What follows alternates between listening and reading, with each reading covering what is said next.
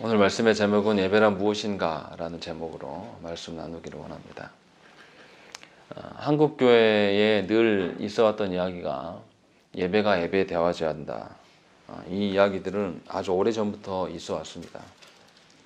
그래서 한국 교회 성도들은 모였다 하면 예배를 드리고 웬만한 것에 다 시작과 끝이 다 예배로 마무리되어져 갑니다. 그런데 서양에 있는 다른 교회들보다 훨씬 더 많은 예배를 드림에도 불구하고 예배가 예배답지 못하는 그런 현실이 우리 안에 너무나 많이 있습니다. 특별히 야외를 가서 예배 드린다든지 또 체육대회 행사에서 예배 드리는 것을 보면 예배라 하기는 좀 어려울 정도로 그런 형국이 우리 안에 있습니다. 또 어떤 게 있냐면 예배에 목숨을 걸어라 라고 이렇게 말은 하지만 실제로 그 예배가 뭔지를 배워본 적이 없고 예배를 어떻게 드려야 되는 것인지를 잘 모를 때가 참 많습니다. 그래서 예배를 어떤 도구처럼 생각하는 경향이 있어요. 예배를 통해서 신자가 뭔가 유익을 누려야 되는 그런 도구처럼 활용하려는 측면이 굉장히 많아요. 그래서 예배로 나올 때 내 소원과 내 어떤 목적을 가지고 나올 때가 많습니다. 그리고 실제로 그런 목적을 띤 예배를 타이틀을 불러주는 데가 있어요. 이사 예배라든지 수도 예배라든지 이런 식으로 어떤 목적을 띄어 있는, 또 이제 어떤 식의 목적도 있냐면요. 교회의 전도의 방편으로 예배를 활용하는 경우가 있습니다. 그래서 그러니까 외부 사람이 있으나 없으나 우리가 동일하게 하나님께 예배를 드려야 되는데 우리 안에도 외부 사람이 오면 뭔가 우리가 태도가 달라지는, 사실은 이제 예배를 도구로 활용하고 있는 것입니다. 우리가 어떻게 하면 저 새로운 신자가 우리 예배를 보고 우리 교회로 등록할 것인가, 요 문제, 그러니까 전도의 방편으로 예배를 사용하는 경향도 있습니다. 그런 점에 있어서 사실은 예배답지 못한 것이에요. 근데 그렇게 볼 때에 우리 안에 예배답지 못하는 것은 너무나 많습니다. 우리의 마음 중심부터 이미 하나님의 원하시는 그 예배의 방편이 아님을 우리가 볼 수 있다는 것이죠. 그래서 원래는 예배 앞에 한 글자가 빠져 있어요. 원래는 공예배를 예배라고 이야기를 합니다. 사적인 예배를 말하는 게 아니라 공예배를 이야기를 해요. 그럼 공예배라는 게 뭘까요? 개인이 새벽에 아무도 안 나왔는데 목사가 회중이 없는데 예배 드리는 것이 맞습니까? 맞지 않습니까? 맞지 않습니다. 공예배인 것이지 절대로 개인이 드리는 게 아니에요. 근데 이런 의식까지도 우리 목사님들 중에도 없어요. 실제로 그런 이야기를 합니다. 새벽에 아무도 안 나오는데 혼자 아무도 없는 데서 설교하고 했다고. 그게 하나님 보시기에 때 합당한 예배 모습은 사실은 아니에요. 그런데도 우리는 그런 의식이 없어요. 왜 없겠습니까? 예배를 배워본 적이 없어요. 예배가 무엇인지를 배워보고 가르쳐 본 적이 없기 때문에 이제 문제라는 것입니다. 그래서 분명하게 도대체 예배가 뭐고, 그리고 또 예배 전에 준비를 우리가 무엇을 해야 되고, 또 예배의 순서들은 왜 이렇게 정해졌을까? 그러면 예배의 순서들은 무조건 이렇게만 해야 되는 것인가? 이런 문제들을 몇 주간에 걸쳐서 이제 나눌까 합니다. 그래서 예배를 바르게 배우시고 하나님께서 원하시는 예배 형태가 어떤 것인지를 저와 여러분들이 이제 함께 이해하고 그 방향으로 하나님께 서야 됩니다. 자, 그러면 예배를 드리는 자가 누굴까부터 먼저 생각을 해보셔야 됩니다. 예배는 구원받은 사람이 예배할 수 있어요. 구원받지 않은 사람이 우리 교회에 와서 앉아있다 해도 그 사람이 드려지는 것은 하나님 받지 않으십니다. 다시 말하면 하나님이 베푸신 그 죄사함을 경험하고 구원을 경험한 자가 예배할 수 있습니다. 그래서 구원을 경험한 자가 무엇 때문에 기뻐하겠습니까? 자신의 구원받음 때문에 기뻐함이에요. 내가 내 목적이 이루어졌기 때문에 기뻐하는 것은 예배가 아닙니다. 세상 종교들은 그것을 권장해요.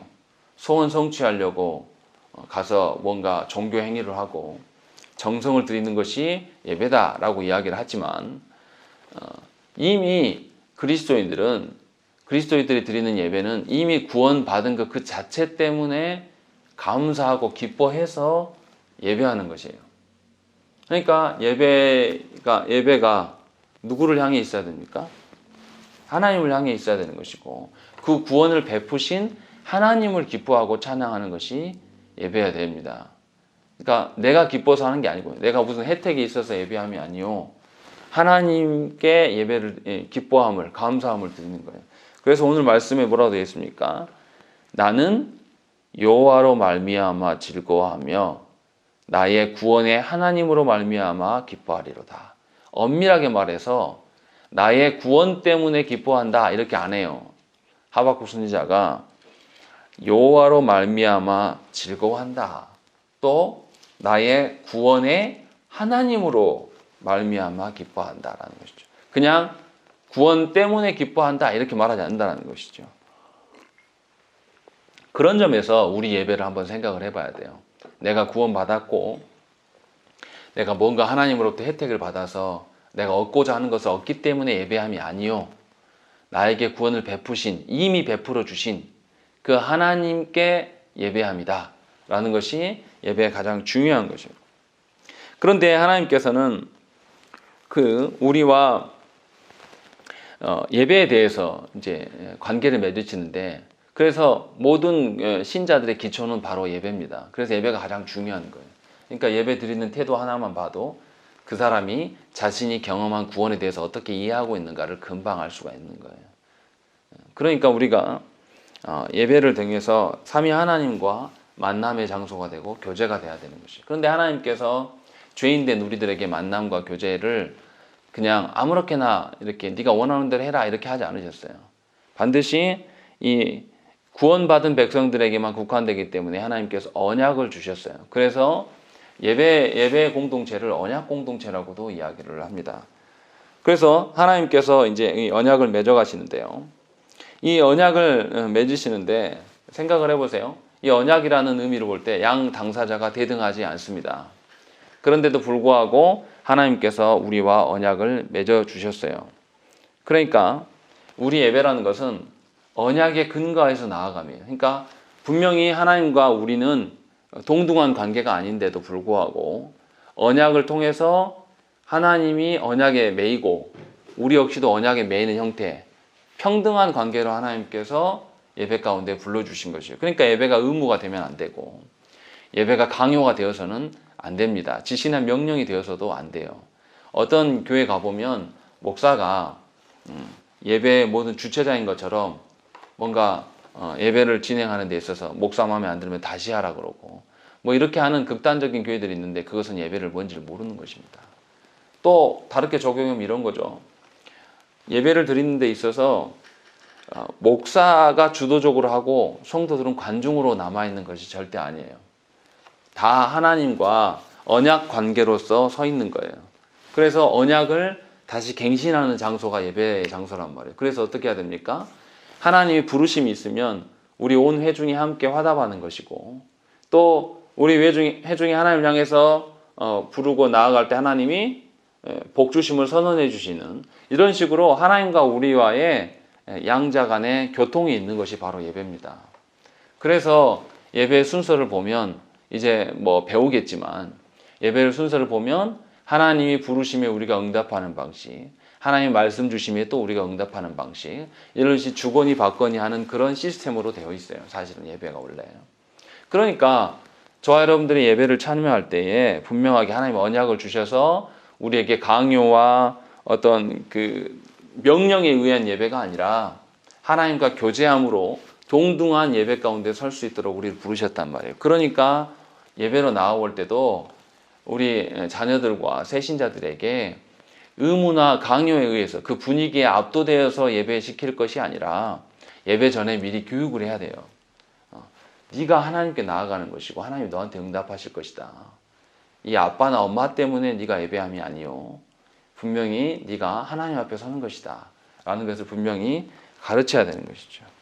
그래서 분명히 일방적이지 않은 그런 예배의 상태를 만들어야 되는 것이죠. 그런데도 이제 불구하고 이 언약이라는 것이 하나님 앞에 대등하게 세워지진 않았습니다. 언약을 맺으시기를 시작하신 것도 하나님이시고 맺어가는 과정에서도 이 언약을 깨뜨리시지 않은 분도 하나님이에요. 이것을 우리가 뭐라고 그러냐면 은혜라고 이야기를 합니다. 우리는 언약을 늘 잊어버리고 언약 중심적으로 살지 않아요. 하나님 관계 없이 막 산단 말이에요. 그런데도 하나님은 이 언약에 충실하게 매이심으로 말미암아서 우리와의 관계를 계속 유지해 가시는 하나님이에요. 그런 점에서 예배로 나올 때 우리는 하나님의 풍성한 은혜 가운데 서게 되는 것입니다. 분명히 우리가 언약 안에 충실하지 않았음에도 불구하고 예배로 나오면서 다시 이 언약이 여기서 갱신이 일어나고 언약 갱신이 일어나서 다시 쌍방 간에 교제가 형성이 될 수 있도록 하나님 만드신 거예요. 그러니까 예배 현장에 나올 때마다 하나님께서 우리를 죄 사하여 주시는 것을 확인해 주시고 우리에게 다시 언약을 주심으로 우리가 하나님 나라를 소망할 수 있는 또 그 나라에서 하나님과 영원한 만남과 교제가 있을 것을 소원하면서 그 자리에 설 수 있는 것이죠. 그래서 예배는 매우 중요한 거예요. 내가 일상에서 하나님을 떠나 살다가도 예배로 나와서 다시 이 언약이 일방적인 것이 아니라 쌍방적인 관계가 되면서 하나님께 기뻐하시는 교제가 된다는 것입니다. 그래서 바울 선생이 나의 나된 것은 하나님의 은혜로다 이렇게 말씀한 거예요. 분명히 우리가 하나님과의 언약 속에서 그것을 실천하지 않고 깨트리는 일들이 있었으나 하나님께서는 이것을 분명하게 다시 재정립해 주신단 말이죠. 그러니까 이제 예배가 어떤 거냐면 여기서 드리는 종교 행사가 예배가 아니에요. 하나님께서 언약을 다시 갱신했으니까 어떻게 하겠습니까? 일상으로 돌아가면 어떻게 해야죠? 이스라엘 백성 생각을 해보세요. 이스라엘 백성이 애굽에서 나와서 시내산에서 언약을 받잖아요. 근데 그 언약 받은 것이 어떻게 해요? 가나안 땅에서 살아가는 질서가 되는 거예요. 규칙이 되는 거란 말이죠. 그러니까 가나안 땅에서 일상으로 살아가려면 하나님 언약 안에서 살아가야 돼요. 그러니까 제사를 통해서 예배를 통해서 언약을 계속 갱신하는 거죠. 이 언약이 갱신된 것이 일상의 삶으로 살아갈 때에 가나안 땅에서 하나님 돌봄을 누릴 수가 있는 거죠. 마찬가지로 하나님께서 우리 언약 백성인 우리 그리스도인들을 예배를 통하여서 언약을 갱신해 주셨으면 그 언약이 약속이 우리 일상의 삶으로 접목돼야 돼요. 그러니까 예수 믿는다라는 것은 내 생각과 내 삶의 패턴이 전부 개조되는 거예요. 그 개조되는 것을 예배를 통하여서 늘 갱신하는 것입니다. 그러니까 예배가 지루할 틈이 없는 거예요. 예배가 지루해야 할 수가 없죠. 왜냐하면 이제는 내가 삶을 살아가는데 하나님 나라의 질서대로 살아가야 되기 때문에 예수 믿고 나서 나의 변화되지 않은 부분들을 예배를 통해서 확인받고 이것을 계속 받고 나가야 되는 것이죠. 그래야지만 그 내 일상에서 하나님과의 온전한 교제가 있는 것이고 하나님의 돌보심을 누리면서 살아갈 수가 있게 되는 것입니다. 그래서 그리스도인들은 예배 공동체일 수밖에 없는 것이고 이 예배 공동체인 그리스도인이 언약이 갱신됨으로 말미암아 세상과 그냥 구별이 되는 거예요. 저절로. 내가 의식적으로 구별하는 게 아니라 예배를 통하여서 일상의 삶까지도 하나님 앞에서 살아가는 자인 것을 확인받으면 내가 거기에서 회복되어지는 역사가 있게 된다는 것이죠. 그래서 하나님 원하시는 것들이 우리 안에 드러난다는 거죠. 이것이 이제 예배의 중요성이고 그래서 교회는 예배 공동체다라고 말할 수 있고 더 강조해서 말하면 교회의 얼굴은 바로 예배입니다. 다른 것일 수가 없는 거예요. 교회의 얼굴이 어떤 교회의 뭐 이렇게 건축물이라든지 앞에 들어올 때 입구의 모양이라든지 이게 교회의 얼굴이 아니에요. 또는 또 교회의 얼굴을 목사라고 말하는 분들도 있는데 그렇지 않습니다. 분명하게 교회의 얼굴은 예배예요. 예배 가운데 어떠한 태도로 나오는가, 어떤 마음으로 온 회중이 하나님께 예배하는가 이런 점에서 굉장히 중요하다는 것이죠. 근데 우리가 여기서 하나 생각해 봐야 될 게 또 뭐 있냐면 그 예배에 있어서 개인적인 앞서서 말씀드렸던지 개인적으로 나아감이 아니라 공동체적으로 나아간다라는 부분에서 한번 생각을 해봐야 돼요.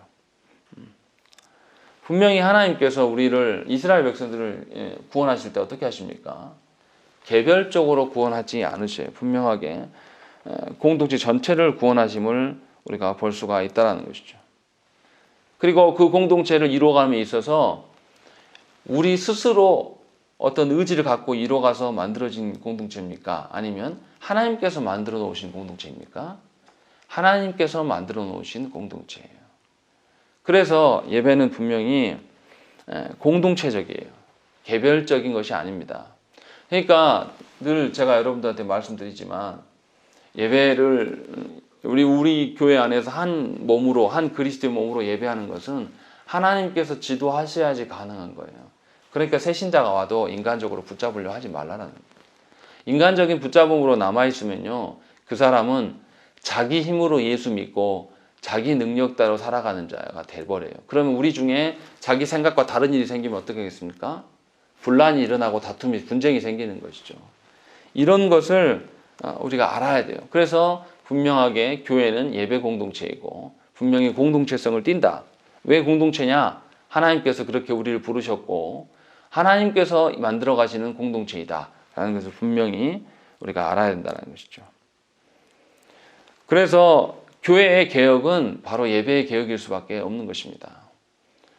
교회의 개혁이라는 것은 모든 신자가 예배를 통하여서 날로 새로워지는 거예요.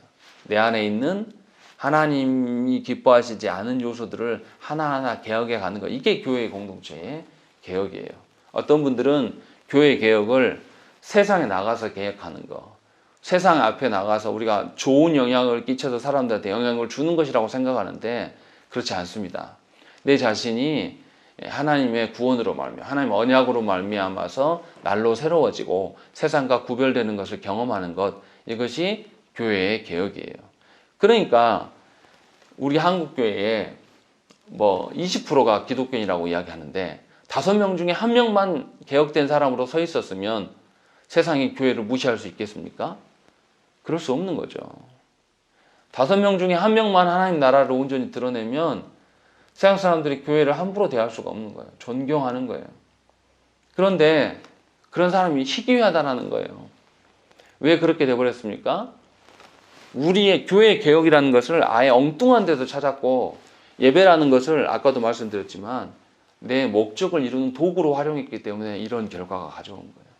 그래서 예배를 드리는 자는 남의 영혼에 대한 것이 아니라 자기 개혁이 먼저 필요한 것이고 교회 개혁이라는 것은 내가 바뀌면 되는 겁니다. 우리 각자 하나하나가 바뀌고 그 바뀌어진 공동체로서 우리가 연합을 이루어서 정향교회가 다른 교회와 차별화되고 개혁되어질 모습으로 드러나면 아, 저 교회는 다르더라. 우리 한국교회가 많이 썩었는데 저 교회는 다른 교회의 모습이 있구나 라는 것을 보여주고 또 정향교회만이 아니라 우리 시찰 안에 있는 함께 모여있는 교회들 또 우리 노예 안에 있는 함께 모여있는 교회들이 서로에게 도전받으면서 개혁되어가는 그것이 교회의 개혁이에요. 그것이 하나님 나라의 세워감이라는 것이죠. 그래서 출발이 예배에 있는 거예요. 굉장히 중요한 것이죠. 그리고 아까 말씀드렸지만 예배는 공예배이고 공동체가 드리는 예배이기 때문에 공예배이고 언약을 갱신하는 곳이다 라고 분명히 알아야 된다는 것이죠. 그래서 분명히 우리가 예배할 때에 초신자라든지 아직 예배를 모르는 분들에게는 알려주고 가르쳐야 돼요. 그런데 이것도 질서가 있어야 되죠. 중구난방으로 막 이렇게 우리는 아직 뭐 규모가 작으니까 그렇게 해도 상관없지만 규모가 커지고 이러면 한 사람이 한 영혼을 붙잡고 이렇게 공식적으로 이렇게 가르쳐 줄 수 있는 그런 구조가 돼야지 중구난방으로 막 이야기하면 이게 바르지 않은 것이죠. 그래서 분명하게 언약 갱신이 이루어질 수 있도록 초신자들의 구원의 어떠함을 가르치고 양육해야 되는 것이고 그와 함께 언약 갱신을 우리가 경험을 해야 돼요. 우리가 경험하지 않았는데 누구를 가르치겠습니까? 그리고 또 예배는 어떻습니까? 공예배는 삼위 하나님과의 공적인 교제 자리입니다. 분명히 우리가 알아야 돼요. 예배의 목적은 삼위 하나님과 교제하기 위함이에요. 자기 목적을 위하여서 나오는 것이 어떻게 그런 게 아니에요. 삼위 하나님과 교제한다는 의미가 뭡니까? 내가 성부 하나님을 어떻게 알고 있는가? 내가 성자 예수 그리스도를 또 어떻게 이해하고 있고 그를 어떻게 대하고 있는가? 또한 성령님이 내 안에 내주하여 계시는데 내가 그 성령님의 말씀하심에 어떻게 반응하는가? 이런 거를 알아가는 거예요. 그래서 그것이 삼위 하나님과의 교제인 것이죠. 내 중심적으로 내가 원하는 것, 내가 목적하는 것 채워주는 것이 그것이 예배이다라고 착각하면 그것은 이방의 종교들과 하나도 다 차이가 없는 거예요. 잘못 예배하는 겁니다. 그래서 우리가 분명히 삼위 하나님과 교제하러 나왔구나라는 걸 알아야 돼요. 그러니까 이런 거예요. 예배 전에는 얼마든지 교우들하고 인사 나눌 수 있지만 그것이 목적이 아니에요. 뭐합니까? 예배의 목적은 삼위 하나님과 교제이기 때문에 나와서 뭐 해야 돼요? 내 마음을 정돈하고 하나님께 집중할 수 있게 해달라고 하나님께 구하는 거죠. 성령 하나님께. 그거 하느라고 예배 준비 전에 나와서 미리 늦지 않게 일찍 오시라는 거예요. 그리고 그래서 뭐냐면 교우들과 나눈 거는 예배 후에 끝나고 교제하는 거 해도 늦지 않아요. 그리고 또 예배 중에 삼위 하나님과 교제 중에 있는데 늦게 오는 사람이 들어와요. 그럼 우리 어떻게 합니까? 늦게 오는 사람들이 막 인사하고 이리 앉으시오 막 이렇게 하는 분들이 있어요. 근데 그것은 합당하지 않습니다. 삼위 하나님과의 교제 가운데 있기 때문에 분명하게 삼위 하나님과의 교제에 집중을 해야 되는 것입니다. 그리고 이제 예배를 통해서 우리는 그리스도와 한 몸됨을 다시 재확인하는 것입니다. 무슨 말씀입니까? 이제 우리 한국교회 안에 있는 정서 중에 하나가 뭐냐면 본교회에서 예배해야 된다라는 그런 개념이 있어요. 그리고 또 우리 한국교회는 뭐가 있습니까? 예배 순서나 예배에 뭐 있어서 자기 마음대로 바꿔도 된다고 생각하는 그런 경향이 있습니다. 그래서 광고 시간에 뭐 합니까? 온갖 잡다한 것들을 다 해버려요. 그러나 분명히 예배는 그리스도의 몸과 연합됨을 경험하는 겁니다. 그래서 분명히 그리스도께서 말씀하시는 그 방편대로 우리가 예배에서 해야 되는 것이고 또 예배 가운데 나올 때 혹시나 우리 교회에 참여하지 못할지라도 어쩔 수 없이 그렇게 될지라도 그곳에서 그리스도의 연합을 경험할 수 있는 그 예배 현장에 가야 되는 것이죠. 그러니까 교회 타 지역으로 갈 때 출타하게 될 일이 생기면 거기에서 우리 교회로 오지 못하는 상황이 생기면 면밀히 교회를 살피고 그 교회 예배가 어떤지 또 그 교회가 개혁적인지 다 조사하고 출타를 하셔야 되는 거죠. 우리가 그렇게 준비하고 나아가느냐라는 것을 한번 생각을 해봐야 되는 것이고. 그 다음에 또 이제 예배는 어떠해야 됩니까? 공동체적으로 드려지는 예배이기 때문에 질서가 있어야 됩니다. 막무가내식으로 내가 하고 싶은 대로 하는 것이 절대 아니에요. 근데 이것을 또 오해해서 들으면 안 됩니다. 누군가가 예배의 순서와 요소를 딱 고정해 놔가지고 그것대로만 해야 된다 고집하는 요것을 말하는 것이 아니에요. 분명히 하나님께서 예배에 어떤 절차들을 두셨으나 강압적으로 하시지는 않는다는 거죠. 우리가 그러니까 교회 회의를 통해서 이것을 약간씩 수정할 수는 있으나 본질적인 성격을 흐트리면서 수정할 수는 없다라는 것이죠. 그래서 분명하게 예배가 예배되어 줄 수 있도록 우리가 서야 되는 거예요. 그리고 예배가 예배되어 줄 수 있도록 질서를 잡아주시는 분이 누구냐면 성령 하나님이세요. 우리 인간끼리의 질서 잡음이면 다툼밖에 되지 않습니다. 분명히 성령 하나님께서 우리 가운데 역사하셔서 우리 예배가 하나님 중심적으로 되어갈 수 있도록 이제 되어간다는 거죠. 그것을 예배 전에 사전에 예배 순서를 통하여서 맞추고 질서를 잡는 거예요.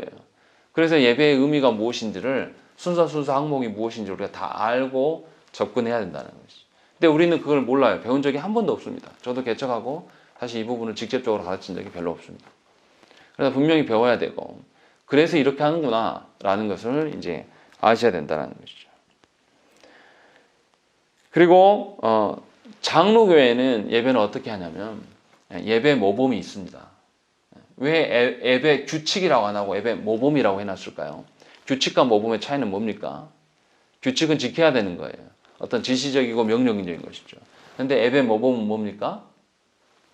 그것이 온전한 정답은 아니지만 가장 성경에 근거한 어떤 절차다라고 샘플로 보여준 거예요. 그러니까 각 지교회가 그 의미를 살려서 약간의 수정은 가능하겠으나 원리적인 면들을 흩어버리면 되지 않는다라는 것이죠. 웨스트민스터 신앙고백서를 수년에 걸쳐서 만들면서 이 예배 모범까지 우리 신앙 선배들이 다 만들어 놨어요. 그러니까 예배 모범은 하나님께 나아갈 때 최대한의 규범을 잡아놓은 게 아니라 최소한의 이것만이라도 지켜라라고 절차를 만들어 놓은 거예요. 그런데 우리 한국교회는 이것마저도 다 무너져 버렸어요. 이것도 없어요. 예배 순서에 보면. 그래서 어떻습니까? 야외에 나가서 예배드리면 어떻게 해요? 우리 마음대로 예배드리잖아요. 찬송 하나 부르고 말씀, 물론 이제 공예배 의미할 때 야외예배 예배를 말하는 건 아니지만 그런 식으로 공예배 이해 예배를 흐트러 놓으니까 공예배까지 그것이 영향을 받아가지고 우리가 잘못된 어떤 것이 우리 안에 있다는 거죠. 그래서 저와 여러분들이 분명히 예배 모범을 살피고 배워야 됩니다. 그것을 근거로 말미암아서 우리 교회는 이런 순서로 되어 있습니다 라는 것을 알고 예배해야 된다는 것이죠. 그리고 이제 직분과 관련해서 하나 생각해 봐야 될 것은 모든 직분자는요 예배를 위해서 존재하는 것이에요. 잘 아셔야 됩니다. 예배와 관련 없는 어떤 직분자는 없어요. 전부 다 예배와 관련된 예배를 섬기기 위해서 분명히 직분자가 있다라는 것이죠. 그래서 이 예배를 통하여서 개혁교회는 한몸됨을 이룹니다. 그리스도와 하나됨을. 직분자 역시도 그 예배가 예배다워질 수 있도록 헌신하면서 분명히 그 안에서 예배가 예배다워질 수 있도록 사야 한다는 것이죠. 그러니까 직분자가 예배와 상관없는 자면 직분자가 아니에요. 근데 우리 한국교회는 보면 직분이 있어도 예배에 대한 개념이 없습니다. 장로님들이 예배 5분 전까지 나가서 막 이야기하고 있고 권사님들도 막 예배 직전까지 찬양 인도를 해보면요. 제가 부목사 때 해보면 찬양하는 게 아니라 자기들끼리 막 이야기하고 막 이런 시간으로 보내요. 준비 찬송이라는 건 원래 없는 건데 한국교회 안에서는 준비 찬송이 생겨가지고 그때 뭐 하냐면 자기 못 만난 사람 안부 묻고 돌아다니고 이렇게 하고 있는 거예요. 직분자가 아닙니다. 예배 드리는 태도 하나만 봐도요. 아, 저 사람 직분자구나 아니구나 금방 알 수 있습니다. 그러니까 하나님과의 교제하는 장소, 또 그리스도와 연합을 다시 경험하는 장소에서 직분자가 어떻게 왔다 갔다 할 수 있겠습니까? 또 그거에 방해받지 않도록, 삼위 하나님과의 교제에 방해받지 않도록 미리미리 준비하는 거예요. 그러니까 아이들도 미리 화장실도 보내고 미리 말씀도 읽히게 하고 이렇게 준비되어진 게 있어서 절대 방해받지 않는 그리스도와 연합이 있는 그곳에서 그러니까 밥한다고 나가는 건 말도 안 되는 거예요. 사실은.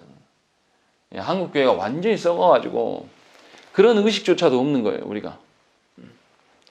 그렇게 해서는 안 된다는 거예요. 모든 직분자가 분명하게 온 회중이 하나님께 함께 나아갈 수 있도록 예배함이 있어야 돼요.